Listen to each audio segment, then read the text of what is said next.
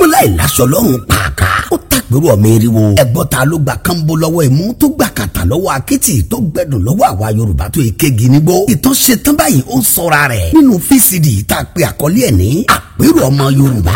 gbogbo ayé ẹ wá gbọ́ làbárì ètò ìṣòwò ní àwọn bridge kó wá ṣe ní orílẹ̀-èdè Yorùbá ohun ọrọ̀ ajé wa ló ràn mọ́ wọn lójú tí wọ́n fi kó wa sínú okòòwò ẹrú ìgbàlódé.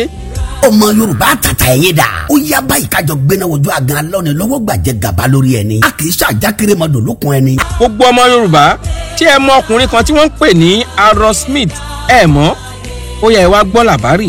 Apero Smith ti wà nínú bí Nàìjíríà ṣe gba òmìnira ẹ gbọ́ ohun tí ó sọ lórí ẹ̀rọ amóhùnmáwòrán kan Ben TV òun ló tú àṣírí tí ọ̀pọ̀lọpọ̀ ọmọ Yorùbá kò mọ̀ rárá bí ẹ̀yin náà bá gbọ́ mi délẹ̀ ẹ rí i pé àṣeyọrí kò sí fún Yorùbá nínú Nàìjíríà. àti gbọ́kọ́mọ́ máa ṣerú nù lé bàbá ẹ̀ la fi ń béèrè Yorùbá nation. The West led in the fight for the independence and was punished for asking for freedom. They will never rule Nigeria. tí ẹ̀ ń gbọ́rọ̀ burúkú lẹ́nu ẹyẹ àwọn Awólọ́wọ̀ tí wọ́n jà fún òmìnira Nàìjíríà ní opposition ti ń wíwùn. gbogbo ọmọ Yorùbá ṣé ẹ rí ibi tí ogun ti jà yín ni èmi ṣe ń sọ fún yín pé kí Yorùbá gba òmìnira kúrò nínú Nàìjíríà pẹ̀lú ìrọ̀rùn láìsí ìtàjẹ̀sílẹ̀ ló lè pé wa. wíníwíní gbákúgbákọ̀ gbẹ̀ngbẹ̀ nìkan ìtàn tó túṣu désàlẹ̀ kòkó bá a ṣe ń ṣèjọba nílẹ̀ Yorùbá kí Nàìjíríà tó dérè o lẹ́nu alàgbà Ọláyínká Adéṣínà ìlànà àtòrísùn Yorùbá.